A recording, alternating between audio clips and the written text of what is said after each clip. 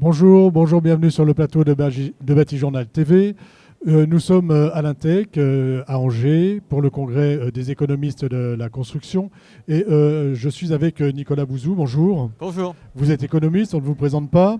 Et vous êtes invité au grand débat de l'Intec qui va avoir lieu tout à l'heure. Et ce grand débat qui est placé sous le signe de la rupture. Et je voulais voir la rupture économique, entre autres. Et déjà, qu'est-ce que ça évoque pour vous quand on parle de rupture? Quand les économistes décident de parler de rupture, qu'est-ce que ça évoque pour vous? Alors la rupture, en tout cas, ça a été évidemment cette crise, mais qui est plus, disons, une surprise et un choc qu'une rupture, parce que je ne suis pas sûr que ce qu'on appelle le monde d'après soit différent à tout point de vue du monde d'avant. Je pense que globalement, en tout cas à court terme, il sera malheureusement un peu plus compliqué, un peu plus dur, avec un peu plus de difficultés du point de vue économique. À court terme, hein, pas forcément si je me projette à l'horizon de 5 ou 10 ans. Là où il peut y avoir rupture, ou en tout cas changement, je préfère le terme de changement, mais c'est à nous de le provoquer, c'est qu'au fond, ce genre d'événement est quand même malgré tout toujours l'occasion d'essayer de corriger un certain nombre de dysfonctionnements qui préexistaient à cette crise, qui peuvent être en rapport avec cette crise, mais pas forcément. Mais en tout cas, voilà, c'est vraiment l'occasion de faire les choses mieux. Et c'est un peu ce qu'on essaie de faire en France. Je ne sais pas si on le fait bien, mais c'est vrai qu'en mettant davantage l'accent sur les questions de transition écologique, en mettant davantage l'accent sur les questions de santé publique, bon, ça c'est évident. En mettant aussi davantage l'accent, je ne sais pas si on en parlera, mais c'est quand même assez présent dans le plan de relance, sur les investissements dans les technologies. Voilà, on essaie de corriger un certain nombre de problèmes qui étaient déjà présents avant cette crise, Voilà. mais qui sont apparus peut-être de façon très brutale, alors vraiment entre beaucoup de guillemets, grâce à cette crise. Voilà, c'est ça. C'est-à-dire qu'il y a eu. Donc, on n'est pas dans une rupture. Vous dites, vous êtes dans un changement. On est dans une certaine forme de continuité. On complique les choses. C'est Et ça. derrière, on a un plan de relance.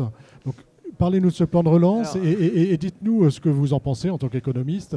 Est-ce qu'on va dans le bon sens? Est-ce que, selon vous, c'est intéressant? Et puis, pour le secteur qui nous intéresse, évidemment, bien c'est le sûr. bâtiment et la construction. Alors oui, moi je pense que ce plan de relance est bien, mais j'ai aussi la très grande prétention d'avoir pu avoir un tout petit peu d'influence sur ce plan de relance, donc je ne suis pas jugé parti complètement, mais peut-être un tout petit peu. Mais en fait, ce n'est pas un plan de relance d'ailleurs. C'est un plan d'investissement pour ces prochaines années. Alors, ce plan de relance, donc vous connaissez les chiffres, hein, c'est à peu près 80 milliards d'euros qui seront concentrés sur les 2 prochaines années. Mais ce qu'on a essayé de faire avec ce plan de relance, c'est qu'on a essayé de mettre en place des mesures qui vont avoir un effet non pas seulement à court terme, auquel cas ça ne serait que de la relance, ce qui est pas injustifié, mais on s'est dit que c'était bien de faire de la relance, mais de faire aussi de l'investissement, c'est-à-dire, comme je vous le disais, d'essayer de mettre en place des mesures qui auront des effets au-delà de ces 2 prochaines années. Typiquement, pour rester dans un secteur qui est périphérique à celui qui nous intéresse, dans tout ce qui est volet transition écologique, il y a la partie rénovation des bâtiments et rénovation des bâtiments publics. C'est évidemment quelque chose qu'on aurait dû faire bien avant. Il suffit de se promener dans une école, un palais de justice ou un commissariat et de regarder un peu les portes et les fenêtres pour voir que, évidemment, ça ne va pas du tout du point de vue de l'isolation, du point de vue écologique. Et ça, c'est de la relance parce que ça va faire de l'activité économique tout de suite. Et en même temps, c'est quelque chose qu'il faut faire. Pour le long terme. Oui, Là, on agit sur les deux leviers.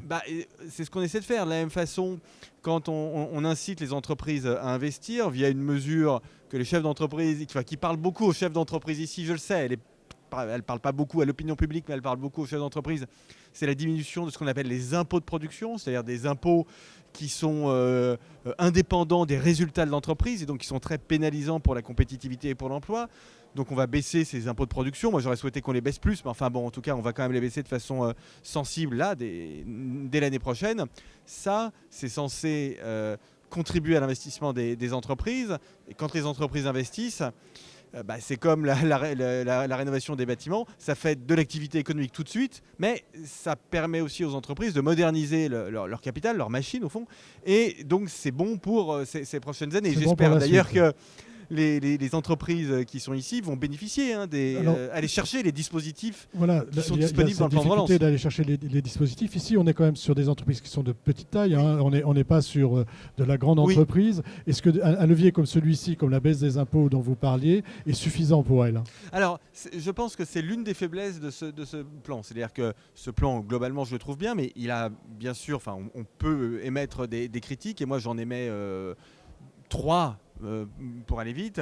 La première, c'est que j'ai un peu peur qu'il soit beaucoup dépensé dans 2 ans et pas beaucoup dans 1 an. Donc je m'inquiète un peu de cette dimension temporelle du plan, notamment parce qu'au sein de la fonction publique et notamment d'un ministère que je connais bien, Bercy, on freine beaucoup pour qu'on ne dépense pas trop l'année prochaine. Donc ça, je pense que c'est une erreur. Le deuxième danger, c'est que, comme souvent, mais c'est un peu lié au premier point, ce plan soit pas bien appliqué sur le terrain. Les plans de relance en France sont toujours très verticaux, on n'est pas en Allemagne ou en Suisse, et donc il faut que ça descende.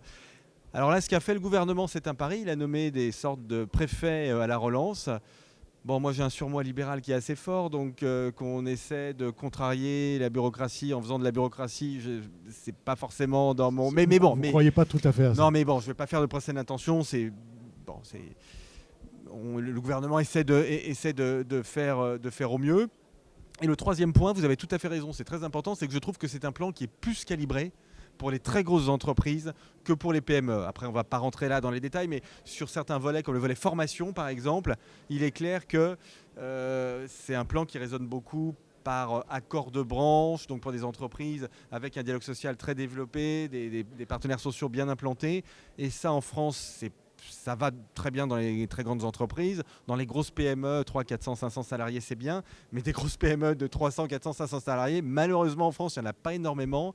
Et donc, pour ce qui constitue l'essentiel du tissu économique, c'est-à-dire des PME de 5, 10, 15 salariés, je trouve que le plan est un peu... est peut-être pas très bien fait pour elles. D'accord. Il y a un message à leur délivrer, les économistes, dans économistes de la construction. L'économie, c'est vraiment eux, ils sont au cœur de l'économie et ils savent gérer un chantier, un projet, justement sous cet aspect de l'économie. Et c'est eux qui ont les cordons de la bourse.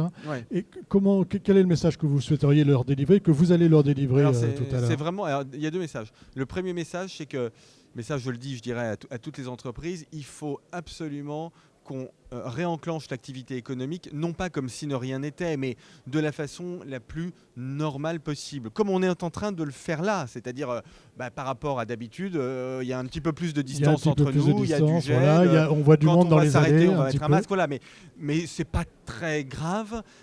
Et en tout cas, il faut vraiment prendre ces mesures, évidemment, ces gestes de précaution, mais continuer au maximum à travailler, à faire... Parce que sinon, on va casser la relance et on va le payer pendant très longtemps, et en particulier les jeunes vont le payer pendant très longtemps parce qu'il y aura moins d'emplois. Bon. Ça, c'est le premier message. Le deuxième message, c'est que le secteur de la construction, moi, il me fascine et il me passionne parce que quand on construit quelque chose... ça reste très très très longtemps. C'est fait pour durer. C'est fait pour durer. Et c'est la logique dans laquelle, je crois, il faut qu'on s'inscrive. Le gouvernement français va recréer un commissariat au plan. Ça a été beaucoup critiqué, beaucoup moqué. Moi, je suis un libéral, mais je trouve ça très bien, en fait, parce que il n'y a jamais eu de planification soviétique en France. Ça n'a jamais existé, même dans l'après-guerre, quand ce commissariat au plan était très, très puissant, ça ressemblait plus au Conseil économique et social, si vous voulez, qu'au plan. Et donc l'idée qui consiste à essayer de se projeter loin, je trouve que c'est vraiment quelque chose qui nous a beaucoup manqué en France ces dernières années. Et ça, c'est très utile. Et le secteur de la construction, il nous force... Voilà, parce qu'on va loin.